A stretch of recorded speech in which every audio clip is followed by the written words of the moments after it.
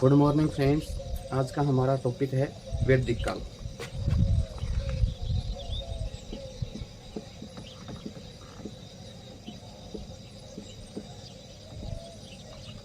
वैदिक काल का पीरियड है, काल पीरियड है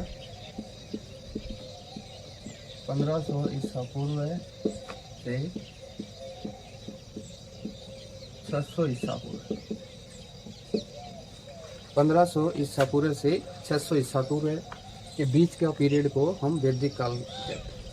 वैदिक काल में देखो हम क्या क्या देखेंगे, इनकी जानकारी का स्रोत देखेंगे, इनका क्षेत्रीय विस्तार देखेंगे, वैदिक साहित्य देखेंगे, अर्थव्यवस्था देखेंगे, समाज देखेंगे और धर्म देखेंगे। सबसे पहले हम देखते हैं वैदिक काल को दो भागों में बांटा गया है। दो भाग कौन कौन से हैं? पूर्व वैदिक काल और उत्तर वैदिक काल।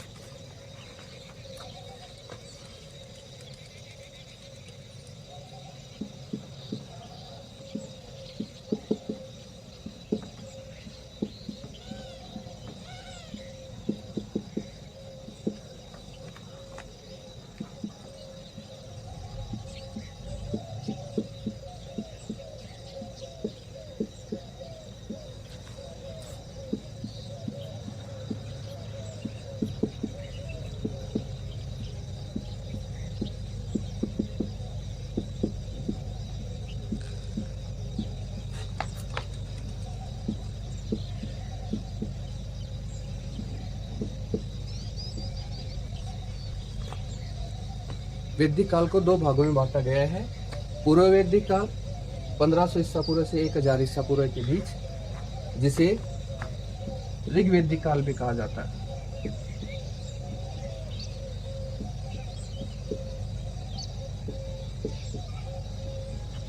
पूर्व वैदिक काल को ऋग वैदिक काल कहा जाता है। 1000 ईसा पूर्व से 600 ईसा पूर्व के काल को उत्तर वैदिक काल कहा जाता है। पूर्व वैदिक काल का ये जो काल का निर्धारण है वो विंटर लिप्स ने किया। विंटर लिप्स ने ऋग्वैदिक काल का निर्धारण किया। सबसे पहले वैदिक काल के निर्माता कौन थे? वैदिक काल के निर्माता आर्य थे। आर्य का मतलब श्रेष्ठ या उत्तम। आर्यों के मूल निवास के बारे में विभिन्न मत हैं, जैसे मैक्स मुलर,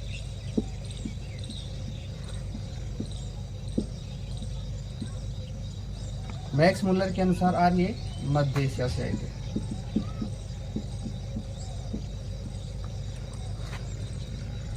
बाल गंगाधर तिलक के अनुसार ये उत्तरी ध्रुव है, आर्कटिक क्षेत्र।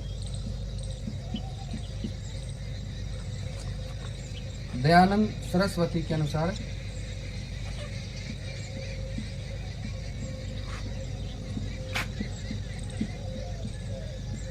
तिब्बत इनका मूल निवास था। विलियम जोन्स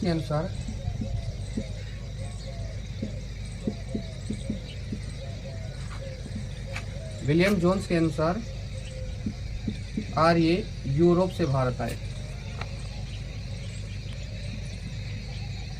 एनसीईआरटी के अनुसार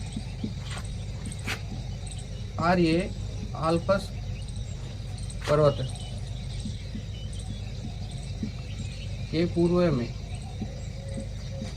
यूरेशिया के पास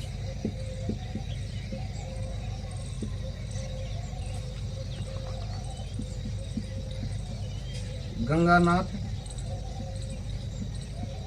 झा के अनुसार आर्य ब्रह्मवत से। आर्यों का मूल निवास गंगानाथ झा के अनुसार ब्रह्मवत था। एग्जाम में पूछा जाता है, जिसमें सर्वमान्य मत है आर्यों का मूल निवास मध्य एशिया बैक्ट्रिया।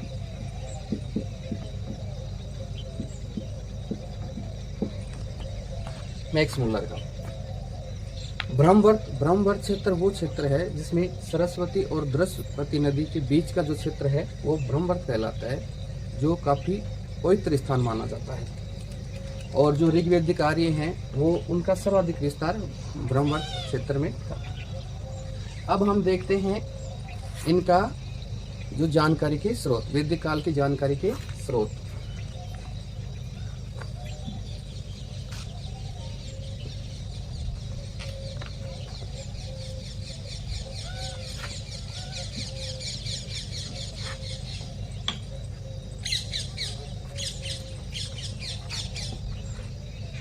ऋग्वैदिक काल,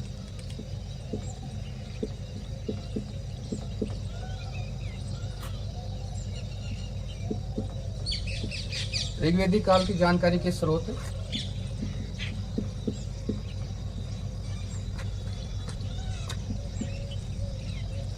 ऋग्वैदिक काल की जानकारी का प्रधान स्रोत है ऋग्वेद।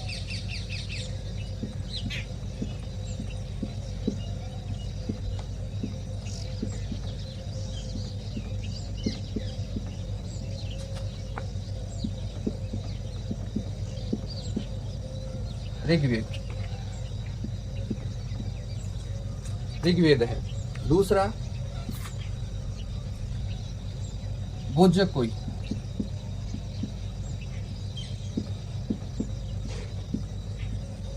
भोजकोई अभिलेख। तीसरा ओसीपी मर्दवान,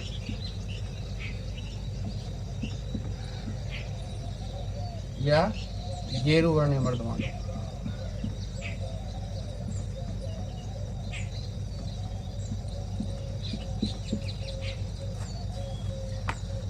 ऋग्वैदिक काल की जानकारी का प्रधान स्रोत, सबसे प्रधान स्रोत तो है ऋग्वेद। दूसरा भोजकोई, 1400 ईसा पूर्व में एशिया माइनर से भोजकोई, जो तुर्की में है, भोजकोई से वैदिक देवताओं इंद्र, मित्र, वरुण और नासिक का उल्लेख मिलता है। तीसरा है ओसीपी मर्दभांड या गिरवर्णी मर्दभांड, भी ऋग्वैदिक काल की सूचना देता है, जिससे जानकारी प्राप्त होती है। दूसरा हम देखते हैं उत्तर वैदिक काल। उत्तर वैदिक काल की जानकारी कहाँ से मिलती है?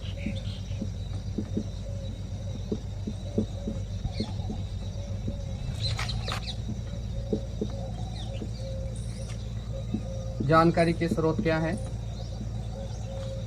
सबसे पहले तो क्या है? शेष वैदिक साहित्य।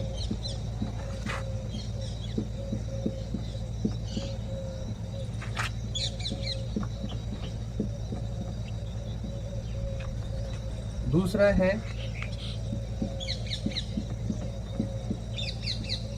चित्री धूसर मर्दभांड,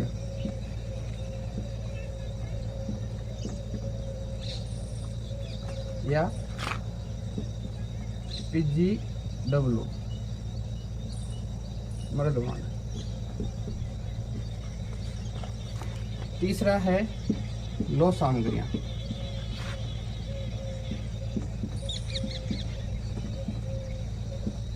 लो सामग्रियां अतरंजी खेड़ा से और सुनारी, जो कि झुंझुनू राजस्थान में सुनारी से लोहे को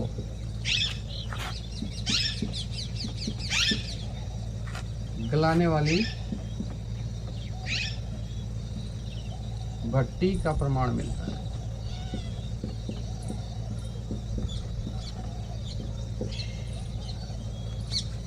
उत्तर वैदिक काल की जानकारी का स्रोत क्या है? एक तो शेष वैदिक साहित्य, चित्रित धूसर मर्दभांड या PGW मर्दभांड। तीसरा लो सामग्रियां, जो सुनारी से, सुनारी झुंझुनू राजस्थान से लोहे को गलाने वाली भट्टी का प्रमाण मिलता है। शेष वैदिक साहित्य कौन है? वेद 4 हैं, ऋग्वेद, यजुर्वेद, सामवेद, अथर्ववेद। ऋग्वेद तो ऋग्वैदिक काल की जानकारी का स्रोत है। 3 वेद बच गए, यजुर्वेद, सामवेद, अथर्ववेद। ब्राह्मण ग्रंथ वो वैदिक साहित्य में आता है, आरण्यक ग्रंथ वो वैदिक साहित्य में आता है, उपनिषद भी वैदिक साहित्य में।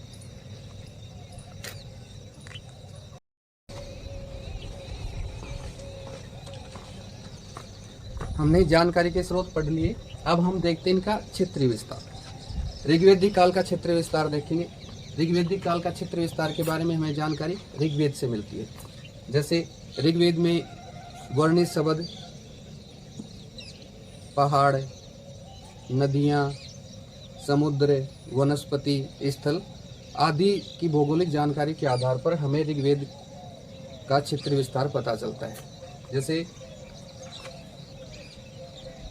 समुद्र का तात्पर्य वहद जलराशि से है। ऋग्वेद में समुद्र शब्द का उल्लेख मिलता है जिसका तात्पर्य क्या है, वहद जलराशि से। एग्जाम में पूछा जाता है समुद्र का तात्पर्य वहद जलराशि से। दूसरा जैसे पर्वत मुंजवत चोटी,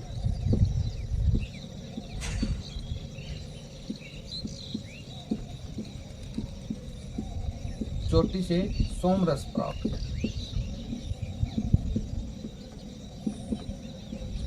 हिमालय की मुंजवत चोटी से सोमरस प्राप्त किया जाता था। गांधार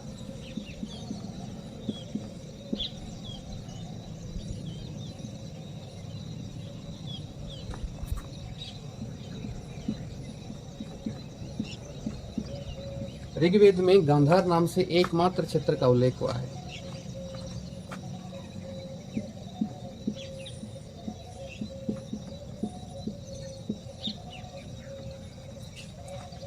ऋग्वेद में नदी सुख से उसके क्षेत्रीय विस्तार के बारे में जानकारी मिलती है।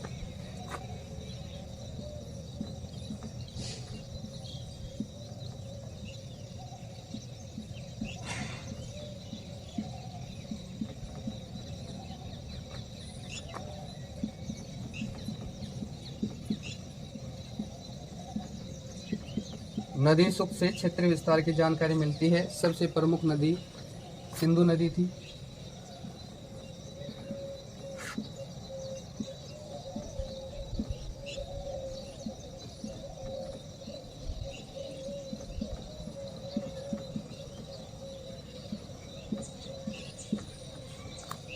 सबसे पवित्र नदी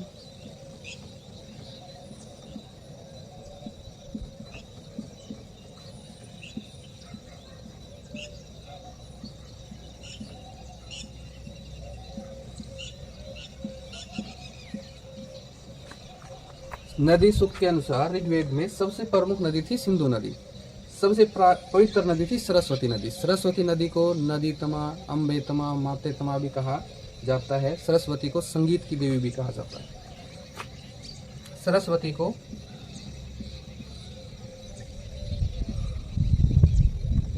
संगीत की देवी,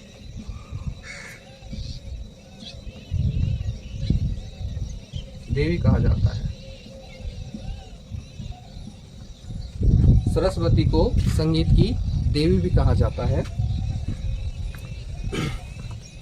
ऋग्वेद में गंगा नदी का 1 बार और यमुना नदी का 3 बार उल्लेख हुआ है।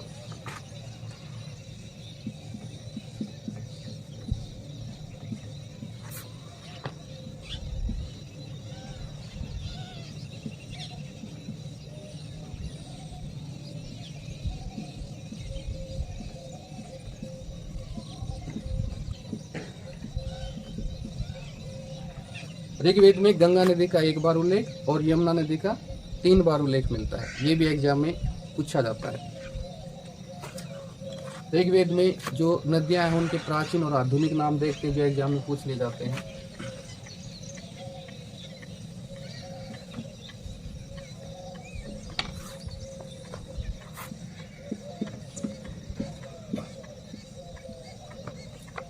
शतुद्री मतलब सतलज नदी। विपाशा मतलब व्यास नदी। वितस्ता मतलब झेलम नदी।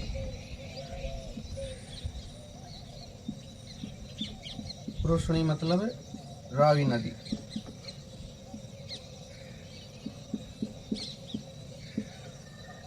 गोमल मतलब गोमती नदी। ये आधुनिक नाम है। कई बार एग्जाम में पूछा जाता है कि शतुद्री नदी का आधुनिक नाम क्या है। सतलज, विपाशा, व्यास, वितस्ता, झेलम, परुष्मणी, रावी, गोमल, गोमती नदी। हमने उत्तर ऋग्वेदिक काल का क्षेत्रीय विस्तार देखा। अब हम देखते हैं उत्तर वैदिक काल का क्षेत्रीय विस्तार।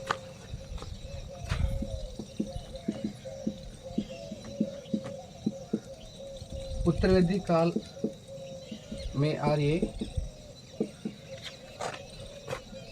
मध्य गंगा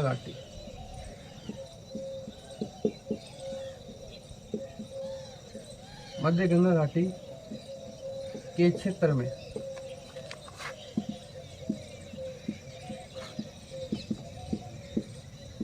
सबसे ज्यादा सघन थे।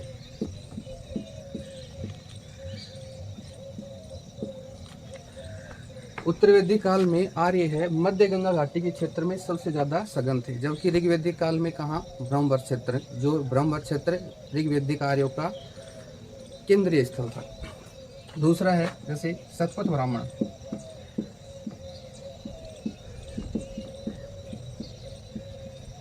शतपथ ब्राह्मण में विदत माधव की कहानी के अनुसार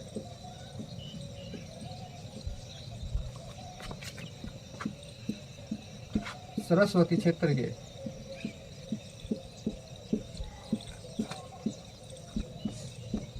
आर्यों का विस्तार पूर्व में सदानीरा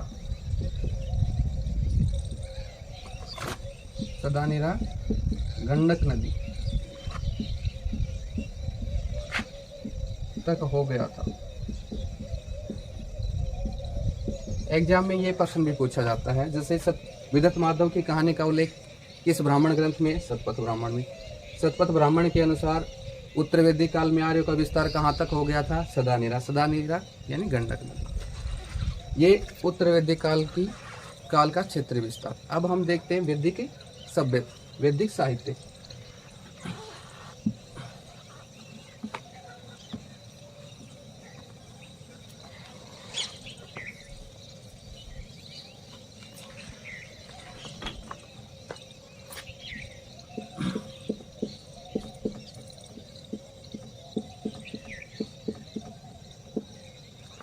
वैदिक साहित्य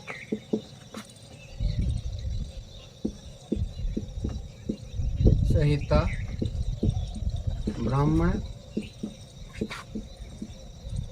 आरण्यक,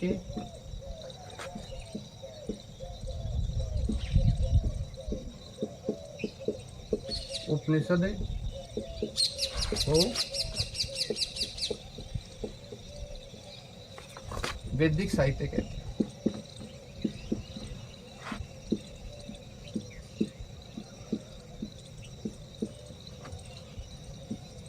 वेदांग इसमें शामिल नहीं।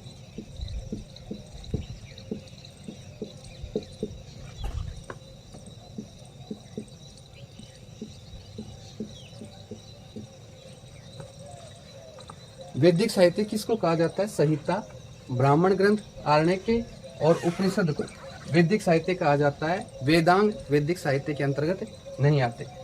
संहिता क्या है? 4 वेद हैं, ऋग्वेद, यजुर्वेद, सामवेद और अथर्ववेद। इन चारों वेदों का जो सम्मिलित रूप है वो संहिता कहलाता है। हम सबसे पहले देखते हैं वेद। एग्जाम में पूछा जाता है कि वेदों को क्रम अनुसार व्यवस्थित कीजिए। क्रम अनुसार जैसे पहला सबसे प्राचीन वेद है ऋग्वेद। ऋग्वेद में क्या है? देवताओं की स्तुतियां। दूसरा क्रम अनुसार है ये सामवेद है लयात्मक। साम मतलब गान, गाया जाता है।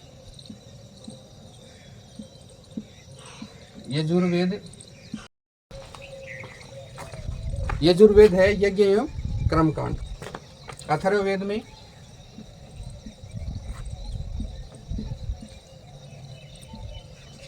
में क्या है?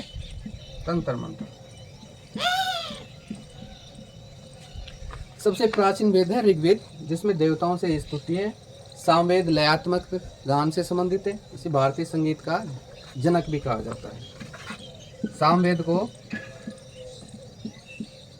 भारतीय संगीत का जनक कहा जाता है।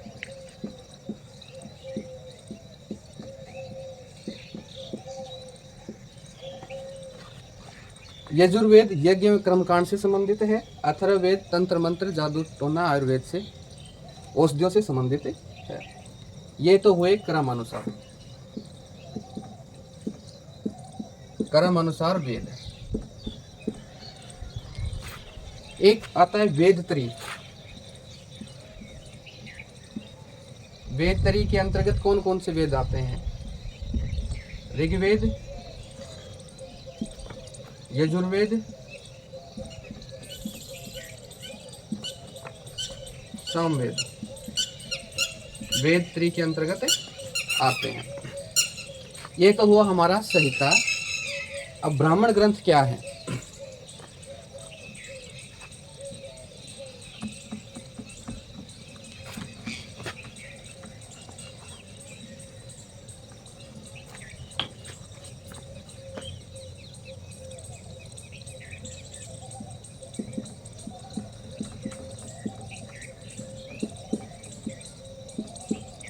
ब्राह्मण ग्रंथों में वेदों की कर्मकांडी व्याख्या हुई।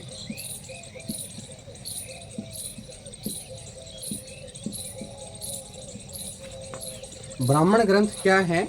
इनमें वेदों की व्याख्या हुई। कर्मकांडी व्याख्या किसमें हुई? ब्राह्मण में।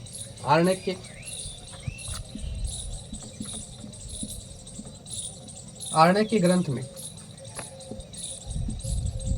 ज्ञान मार्गी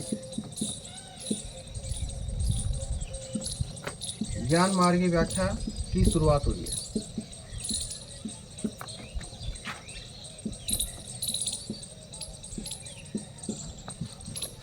आरण्यक के ग्रंथों में क्या हुआ? ज्ञान मार्गी व्याख्या की शुरुआत हुई।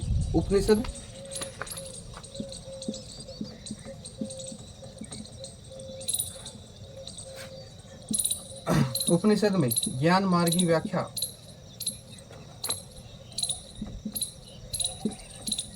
उपनिषद में क्या है? ज्ञान मार्गी व्याख्या की पराकाष्ठा का रूप है।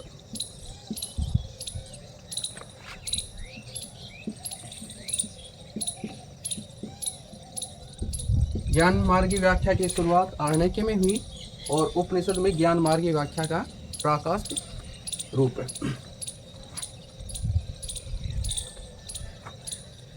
एक है ऋतस्य गोपा।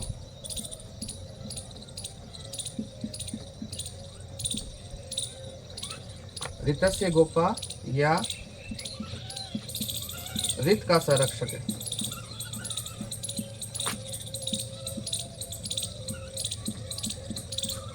वरुण देवता को माना जाता है, देवता को कहा जाता है।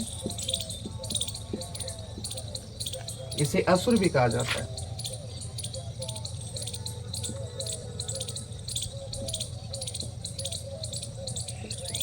असुर भी कहा जाता है। उपनिषद को वेदांत भी कहते हैं। उपनिषद को क्या कहते हैं? वेदांत।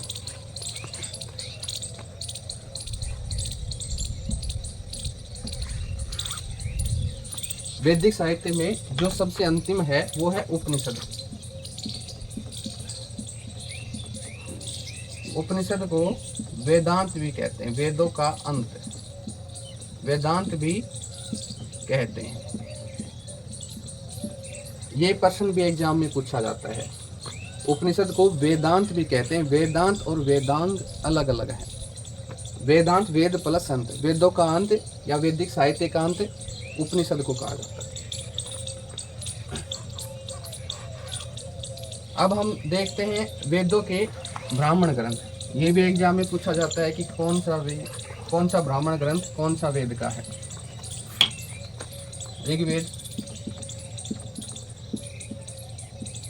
ऋग्वेद का जो ब्राह्मण ग्रंथ है वो ऐतरेय और सितकी,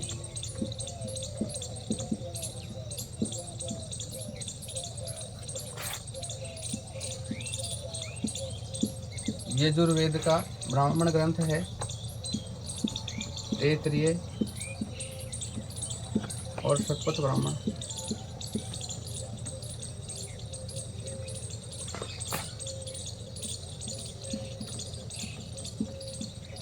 सामवेद का जो ब्राह्मण ग्रंथ है वो है पंचविश,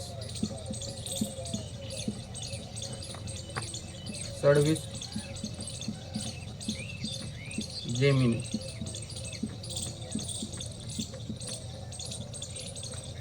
अथर्ववेद का ब्राह्मण ग्रंथ है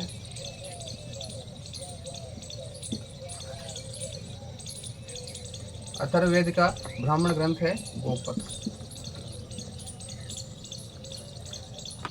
ऋग्वेद के ब्राह्मण ग्रंथ है ऐत्रेय और कौशिक। यजुर्वेद के ब्राह्मण ग्रंथ है तैत्रेय, शतपथ ब्राह्मण। सामवेद का पंचविश और षड्विश, जैमिनी ब्राह्मण। अथर्ववेद का गोपथ ब्राह्मण। एक एग्जाम में प्रश्न पूछा जाता है कौन सा वेद गद्य और पद्य में? यजुर्वेद है वो गद्य और पद्य में। यजुर्वेद के दो भाग हैं, शुक्ल यजुर्वेद और कृष्ण यजुर्वेद। कृष्ण यजुर्वेद का जो ब्राह्मण ग्रंथ है वो तैत्रेय है, जो गद्य और पद्य में। कृष्ण यजुर्वेद गद्य और पद्य में है, शतपथ ब्राह्मण पद्य में है। ये शुक्ल यजुर्वेद का ब्राह्मण ग्रंथ है। एक एग्जाम में प्रश्न पूछे जाते हैं कि इनके उपवेद, वेदों के उपवेद बताइए। जैसे ऋग्वेद का जो उपवेद है, ऋग्वेद का उपवेद है आयुर्वेद। यजुर्वेद का उपवेद है धनुर्वेद। सामवेद का उपवेद है गंधर्व वेद। सामवेद का उपवेद है गंधर्व वेद। अथर्ववेद का उपवेद है शिल्प वेद। ये भी एग्जाम में पूछे जाते हैं। ये वैदिक साहित्य हुआ। वैदिक साहित्य से संबंधित एग्जाम में बहुत क्वेश्चन पूछे जाते हैं, वो क्वेश्चन भी देखते हैं।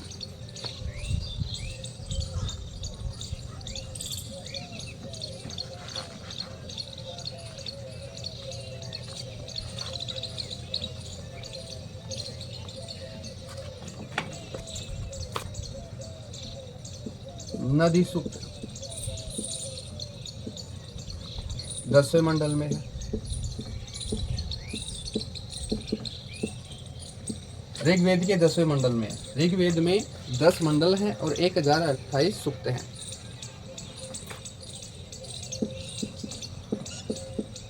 पुरुष सूक्त में वर्ण व्यवस्था की चर्चा हुई।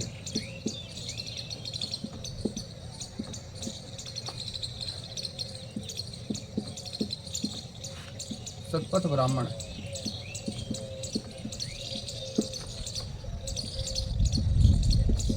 कृषि कार्यों का अनुष्ठान,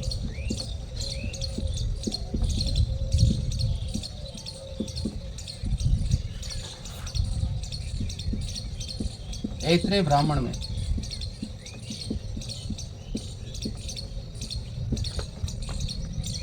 राजा के लिए उपाधियां,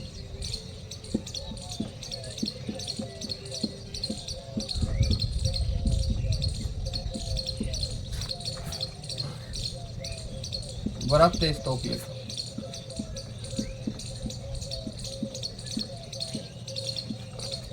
वरक्त स्तोपलिख का वर्णन है अथर्ववेद में।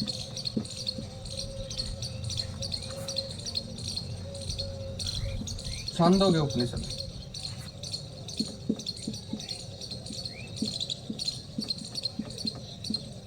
छांदोग्य उपनिषद में अद्वैतवाद का उल्लेख है। अद्वैतवाद। मुंडक उपनिषद में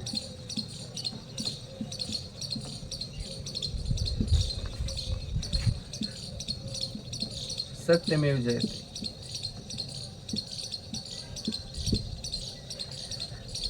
मैत्राणी संहिता,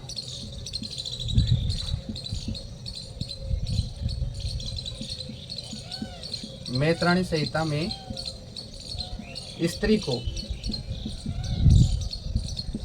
सुरा और पासा के समान माना गया। ये क्वेश्चन भी एग्जाम में बहुत बार रिपीट होते हैं। जैसे नदी सूक्त, ऋग्वेद के 10वें मंडल में नदी सूक्त है। पुरुष सूक्त, ऋग्वेद के 10वें मंडल में पुरुष सूक्त है जिसमें वर्ण व्यवस्था है। वर्ण व्यवस्था में उसके बाद जैसे शतपथ ब्राह्मण कृषि कार्यों का अनुष्ठान हुआ है। ऐत्रेय ब्राह्मण में राजा के लिए उपाधियों का वर्णन मिलता है। व्रातस्तोप यज्ञ अथर्ववेद में मिलता है। छांदोग्य उपनिषद अद्वैतवाद। मुंडक उपनिषद सत्यमेव जयते कहाँ से मिलता है? मुंडक उपनिषद से। मैत्रेयी संहिता में स्त्री को सुरा और पासा की तरह बताया गया है।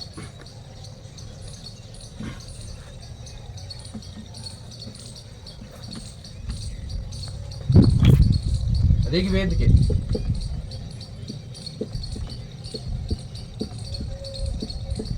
दूसरे से सातवें मंडल, दूसरे से सातवें मंडल सबसे प्राचीन मंडल है।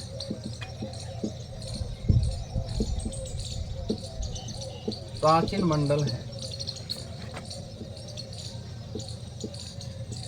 इन्हें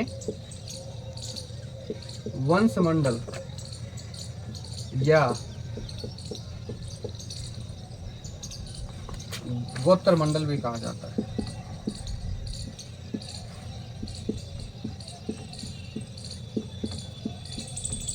सबसे प्राचीन मंडल है, दूसरे से सातवें मंडल सबसे प्राचीन मंडल। इन्हें वंश मंडल या गोत्र मंडल भी कहा जाता है। दूसरी शताब्दी ईसा पूर्व में, ईसा पूर्व में वेद व्यास ने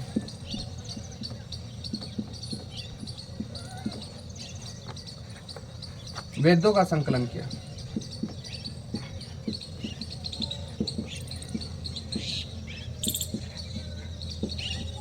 दूसरी शताब्दी ईसा पूर्व में वेदव्यास या कृष्ण देवपायन ने वेदों का संकलन किया। पुरुष सूक्त में, पुरुष सूक्त में 4 वर्ण, पुरुष सूक्त ऋग्वेद के 10वें मंडल में पुरुष सूक्त में 4 वर्ण, ब्राह्मण, राजन्य या क्षत्रिय, ब्राह्मण, राजन्य, वैश्य और शूद्र का उल्लेख है।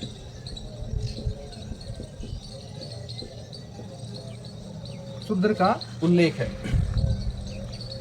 पुरुष सूक्त में 4 वर्ण हैं, ब्राह्मण, राजन्य, क्षत्रिय, वैश्य और शूद्र का उल्लेख है। ऋग्वेदिक काल में ये वर्ण है, ये कर्म पर आधारित है।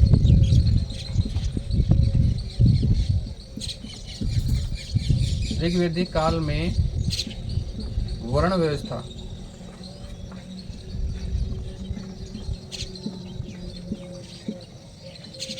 कर्म पर आधारित थी।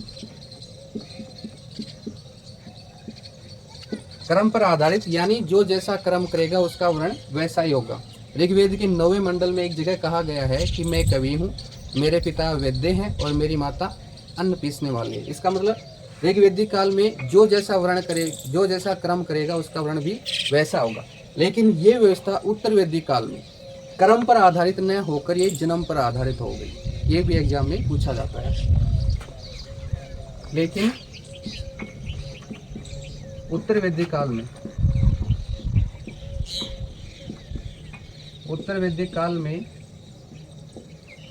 वर्ण व्यवस्था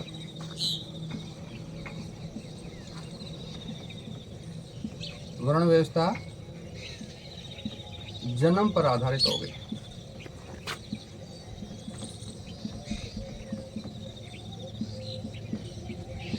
जन्म पर आधारित हो गई यानी जो जिस वर्ण में जन्म लेगा उसका वर्ण वो ही कहलाएगा, चाहे वो कोई भी कर्म करे। एक है ऋग्वेद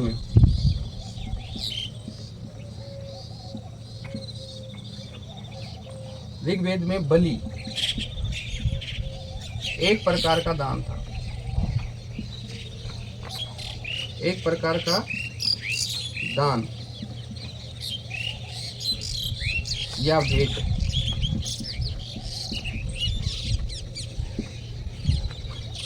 उत्तर वैदिक काल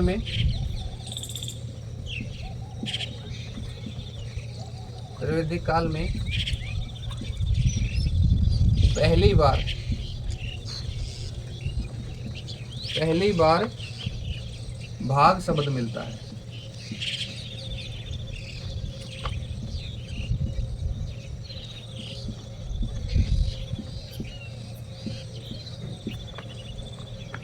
भाग दूध, दूध कर वसूलने वाला अधिकारी था।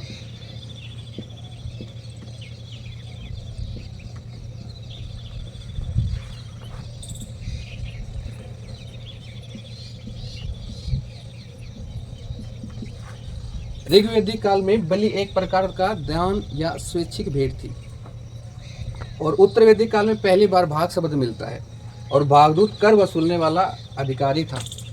जो बलि था ऋग्वैदिक काल में वो राजा को स्वैच्छिक भेंट जिसे दान कहा जाता था। पहली बार भारत में उत्तर वैदिक काल में कर वसूला जाने लगा और कर वसूलने वाला अधिकारी क्या कहलाता था?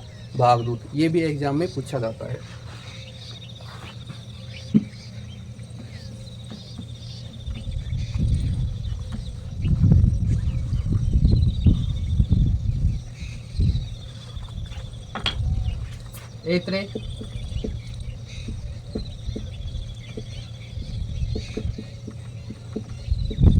ऐत्रेय ब्राह्मण में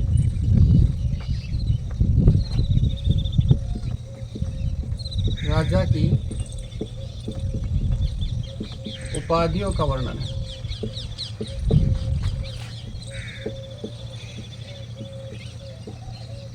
ऐत्रेय ब्राह्मण में राजा की उपाधियों का वर्णन है।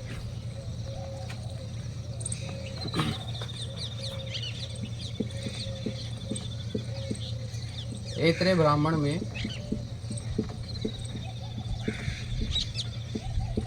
राजतंत्र की संवैधात्मक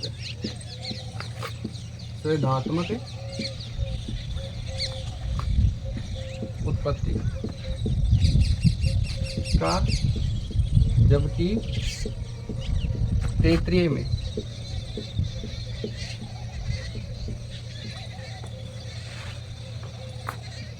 देवी उत्पत्ति का वर्णन है।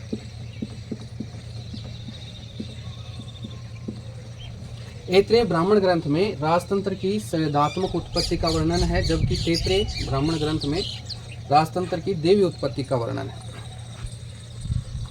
एक शतपथ ब्राह्मण में कहा गया है कि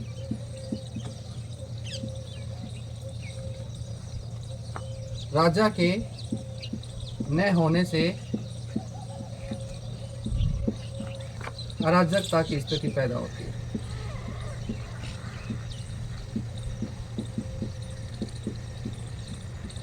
अराजकता की स्थिति पैदा होती है। शतपथ ब्राह्मण में कहा गया है राजा के न होने से अराजकता की स्थिति पैदा होती है। हम देखते हैं व्रात्य स्तोप यज्ञ।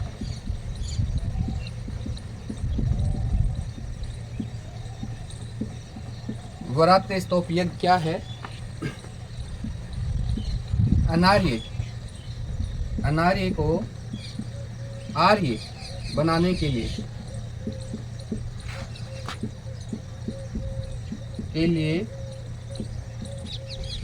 किया गया यज्ञ व्रात्य स्तोप यज्ञ। व्रात्य स्तोप यज्ञ है। व्रात्य स्तोप यज्ञ क्या है? अनार्य को आर्य बनाने के लिए किया गया यज्ञ व्रात्य स्तोप यज्ञ है। इसका उल्लेख अथर्ववेद में किया गया है। एक प्रश्न पूछा जाता है, यम व नचिकेता, यम व नचिकेता का संवाद, ये कहानी कठ उपनिषद में है। कठ उपनिषद में उपनिषद का उद्देश्य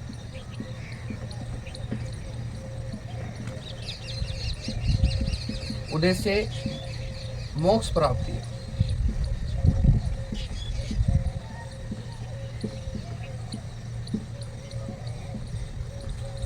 यम व नचिकेता का संवाद या कहानी कठ उपनिषद में है। और उपनिषद का मुख्य उद्देश्य क्या होता है? मोक्ष प्राप्ति। पुनर्जन्म का सिद्धांत, पुनर्जन्म का सिद्धांत सर्वप्रथम सतपथ ब्राह्मण में मिलता है। ब्राह्मण में मिलता है। पुनर्जन्म का सिद्धांत सर्वप्रथम सतपथ ब्राह्मण में मिलता है।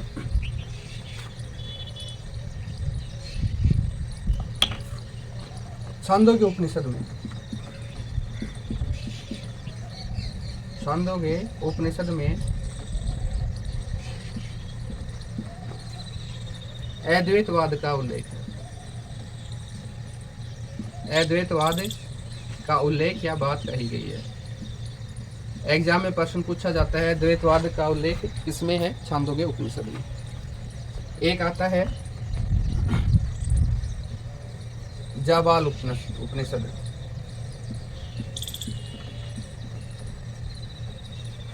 जाबाल उपनिषद में चारों आश्रमों का उल्लेख है।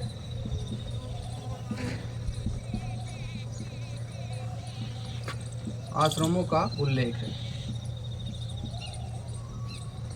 ये प्रश्न भी पूछा जाता है कि चारों आश्रमों का उल्लेख सर्वप्रथम किसमें मिलता है? जाबाल उपनिषद में। 4 आश्रम थे, ब्रह्मचर्य आश्रम, गृहस्थ आश्रम, वानप्रस्थ आश्रम और संन्यास आश्रम। चारों वर्णों का उल्लेख किसमें मिलता है? जाबाल उपनिषद में। एक है मैत्राणी संहिता में,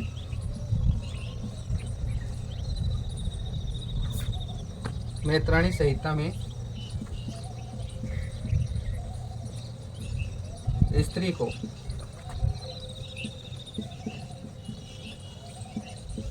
सुरा और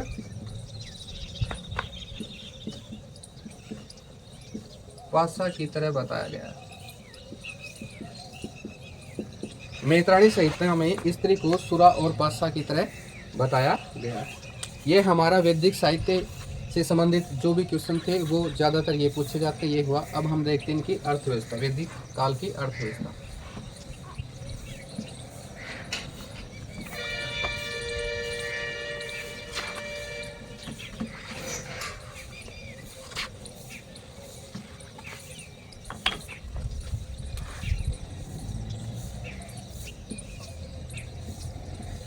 अर्थव्यवस्था, अर्थव्यवस्था में देखते हैं हम सबसे पहले ऋग्वेद। ऋग्वेदिक की जो अर्थव्यवस्था थी, ऋग्वेदिक लोगों का जो मुख्य व्यवसाय था वो था पशुपालन। ऋग्वेदिक लोगों का मुख्य व्यवसाय क्या था? पशुपालन। फसल के लिए यव शब्द का प्रयोग हुआ। यव यानी जो शब्द, यव का उल्लेख मिलता है। ऋग्वेदिक काल में एक फसल थी यव, जो का उल्लेख मिलता है। उत्तरवेदिक काल में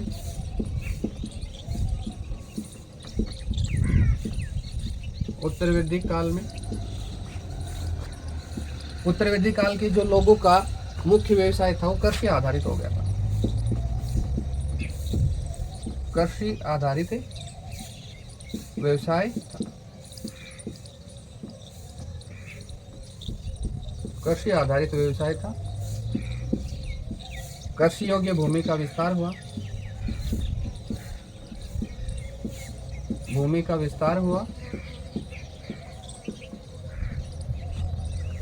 1000 ईसा पूर्व के लगभग आसपास मनुष्य को लोहे का ज्ञान हुआ।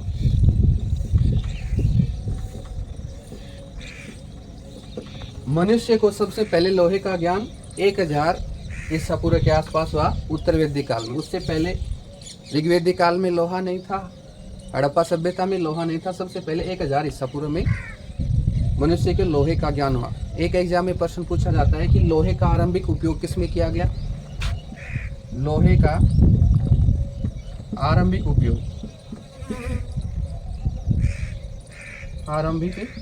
उपयोग राजनीति के क्षेत्र में हुआ, राजनीति के क्षेत्र में हुआ। ये प्रश्न भी पूछा जाता है। एक आता है जैसे निष्क और शतमान। निष्क और शतमान का उपयोग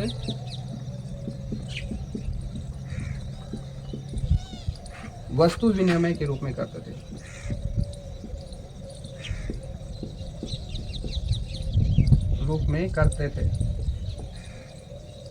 ये मुद्रा नहीं थी। निष्क और शतमान ये मुद्रा नहीं थी, क्योंकि भारत में मुद्रा सर्वप्रथम 5वीं शताब्दी ईसा पूर्व में श्रेणी संघों के द्वारा चलाई गई थी। निष्क और शतमान मुद्रा नहीं थे, इनका उपयोग वस्तु विनिमय के रूप में किया जाता था उत्तर वैदिक काल में। हमने इनकी अर्थव्यवस्था देखी, अब हम इनका समाज देखते हैं, समाज कैसा था।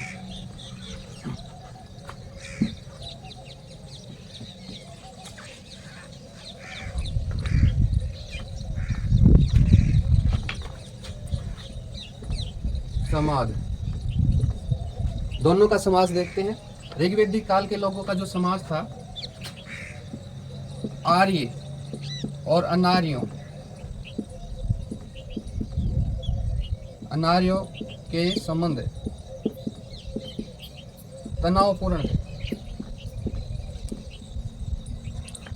आर्य और अनार्यों के जो संबंध थे वो तनावपूर्ण थे। और महिलाओं की स्थिति कैसी थी?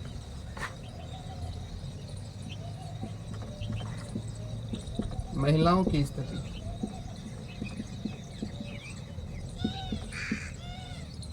ऋग्वैदिक काल में महिलाओं की स्थिति सबसे अच्छी थी।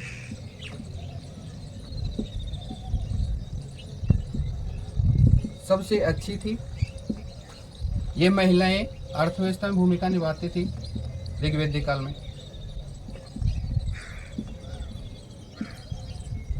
भूमिका निभाती थी, राजनीति में योगदान देती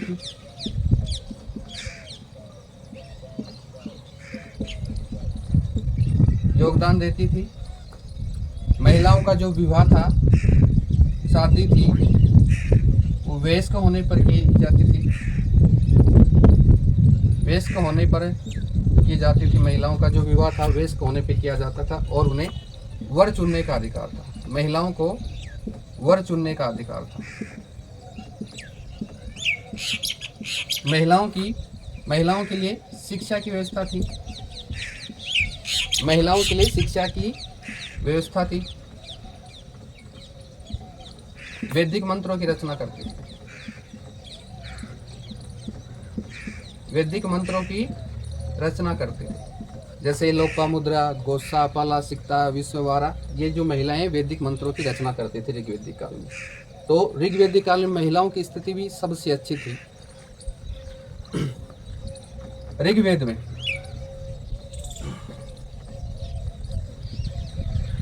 पशुओं में सबसे ज्यादा उल्लेख घोड़े का हुआ है। ऋग्वेद में पशुओं में सबसे ज्यादा उल्लेख घोड़े का हुआ है। गायों के लिए युद्ध होता था। गायों के लिए युद्ध होता था।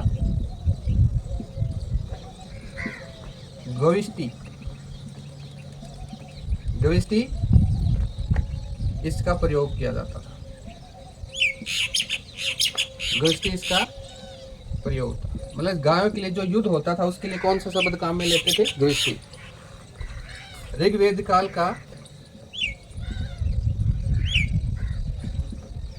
का शासन राजतंत्र था। ऋग्वेद का जो शासन था वो राजतंत्र था, लेकिन यहाँ का जो राजा होता था वो निरंकुश नहीं था, क्योंकि उस राजा पे सभा और समिति अपना नियंत्रण रखती थी। और जो ऋग्वेद कालीन का जो राजा था वो युद्ध भूमि का स्वामी होता था, प्रजा की जान माल का रक्षक होता था। इसी रक्षा के लिए वहाँ की प्रजा उसे स्वैच्छिक भेंट बलि देती थी। ये हमने देखा ऋग्वैदिक समाज। अब हम देखते हैं उत्तर वैदिक समाज। उत्तर वैदिक समाज में क्या हुआ? महिलाओं की स्थिति में गिरावट आई। महिलाओं की स्थिति में गिरावट आई।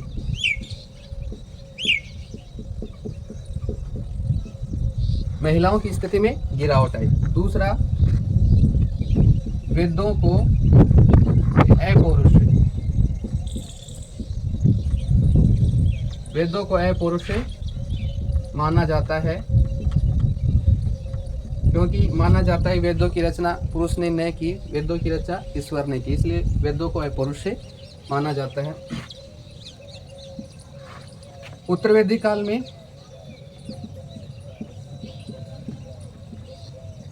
वैदिक काल में ग्रामीण व्यवस्था थी। उत्तर वैदिक काल में ग्रामीण व्यवस्था की धीरे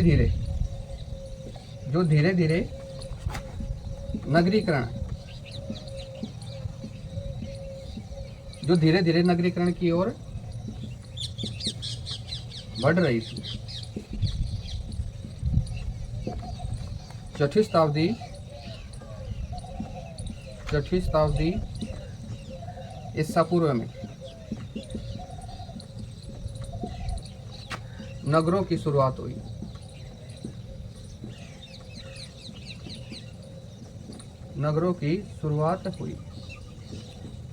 ये क्वेश्चन भी एग्जाम में पूछा जाता है कि भारत में एक तो पहली नगरीय सभ्यता थी हड़प्पा सभ्यता, जो सिंधु नदी के किनारे हुई। भारत में दूसरी नगरीय क्रांति कब आई? छठी शताब्दी ईसा पूर्व में। और किस नदी के किनारे आई? गंगा नदी के किनारे। एक है समाज में संस्कारों में जटिलता आ गई थी।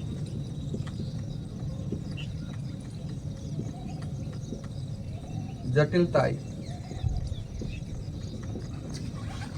उत्तर वैदिक काल में समाज में संस्कारों में जटिलता आई। राजनीतिक क्षेत्र में राजा सहित 12 रत्निन होते थे। ये प्रश्न भी पूछा जाता है। राजा सहित उत्तर वैदिक काल में 12 रत्निन होते थे, जिसमें प्रमुख पूछे जाते हैं बृहस्पति, जो चारागाह का प्रधान होता था।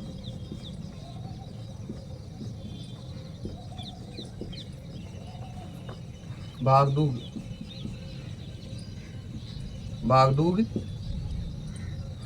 कौन था? कर वसूलने वाला अधिकारी।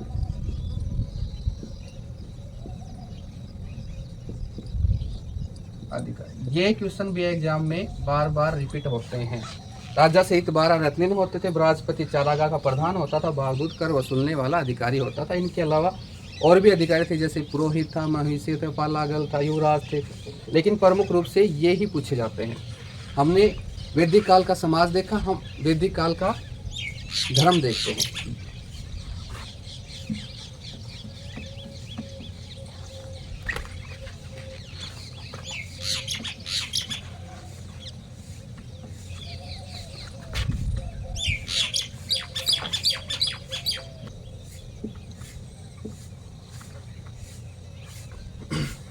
ऋग्वैदिक में यज्ञ में कर्मकांडीय जटिलता नहीं आई थी,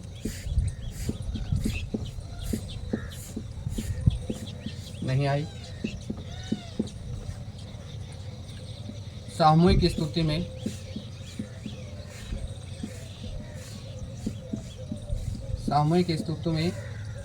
देवता की प्रधानता थी।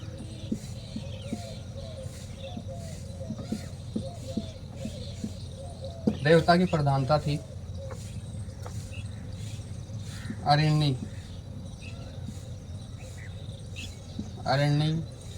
अदिति,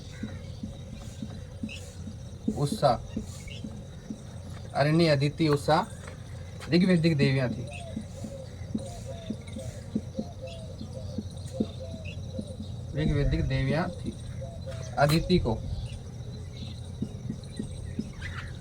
अदिति देवी को देवताओं की माता कहा जाता है।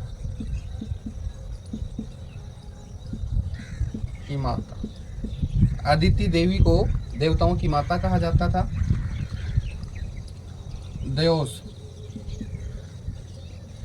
या धोस, धोस देवताओं का पिता, देवताओं का पिता या सबसे प्राचीन देवता भी धोस था। वरुण को देवताओं का राजा,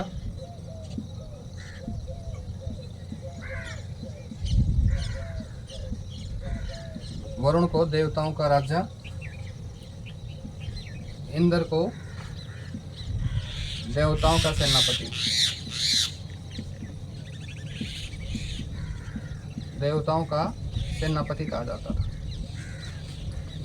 ऋग्वेद में सबसे ज्यादा उल्लेख इंद्र का। देवताओं में ऋग्वेद में सबसे ज्यादा उल्लेख इंद्र का 250 बार हुआ था। इंद्र का उल्लेख 250 बार। उसके बाद अग्नि का 200 बार उल्लेख हुआ ऋग्वेद में। उसके बाद वरुण का उल्लेख 30 बार हुआ। एक है अग्नि है। अग्नि को अतिथि देवता भी कहा जाता है। अतिथि देवता भी कहा जाता है। अग्नि को अतिथि देवता भी कहा जाता है।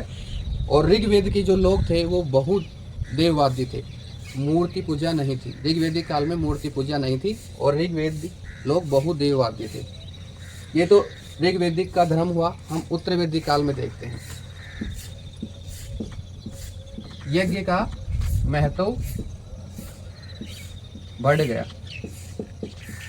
उत्तर वैदिक काल तक आते आते यज्ञ का बहुत महत्व हो गया। जैसे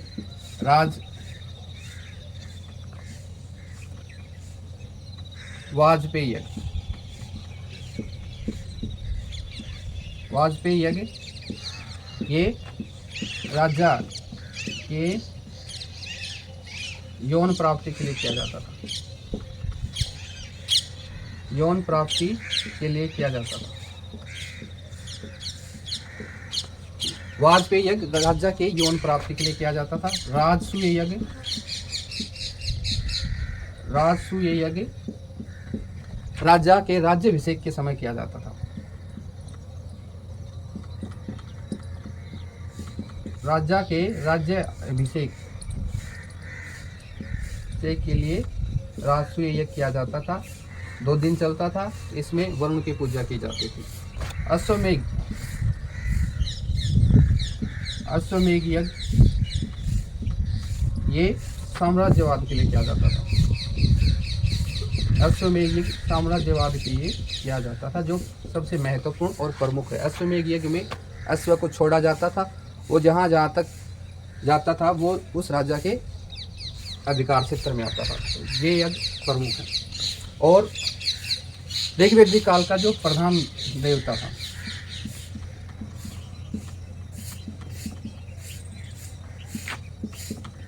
काल में प्रधान देवता इंद्र थे। इंद्र था, जबकि उत्तर वैदिक काल में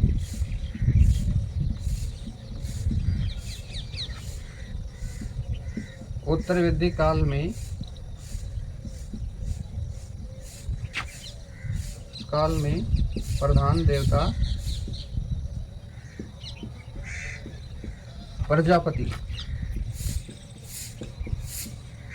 प्रजापति ब्रह्मा विष्णु महेश हो गए। ब्रह्मा विष्णु महेश हो गए। मतलब ऋग्वेदिक काल का जो प्रमुख देवता है, प्रधान देवता इंद्र था। लेकिन उत्तर वैदिक काल में इंद्र के स्थान पर प्रजापति ब्रह्मा विष्णु महेश प्रधान देवता हो गए। एक है पुष्ण देवता।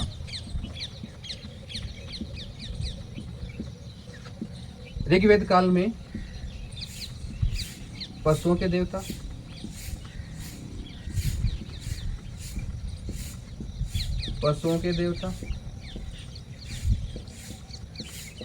पुष्ण देवता थे। वो ऋग्वेदिक काल में पशुओं के देवता थे। उत्तर वैदिक काल में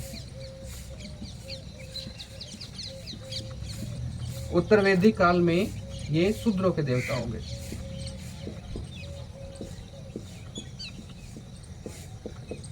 उत्तर वैदिक काल में ये शूद्रों के देवता होंगे।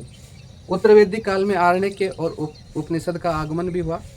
ये हमने देखा वैदिक काल। अगर वैदिक काल का वीडियो पसंद आए तो लाइक करें, शेयर करें, सब्सक्राइब करें। Thank you for watching this video.